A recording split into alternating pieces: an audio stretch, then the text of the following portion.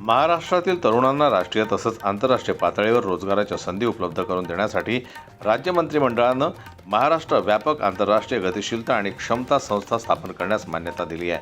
मुख्यमंत्री देवेंद्र फडणवीस यांच्या अध्यक्षतेखाली झालेल्या बैठकीत हा निर्णय घेण्यात आला. महिमा संस्थेमार्फत आंतरराष्ट्रीय स्तरावरील रोजगार संधी, आवश्यक कौशल्य व समन्वयाची माहिती महाराष्ट्रातील तरुणांना देण्यात येईल. 18 ते 45 वयोगटातील कार्यप्रवण लोकसंख्येचे प्रमाण देशात 60 ते 65% असून त्यांना रोजगार उपलब्ध करून देणं हे मोठं आव्हान आहे.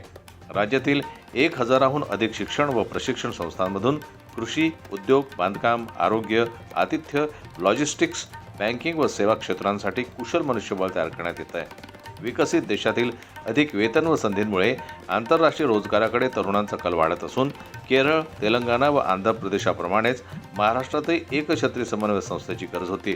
त्याच पार्श्वभूमीवर MAHIMA म्हणजेच महिमाची स्थापना करण्यात आली आहे.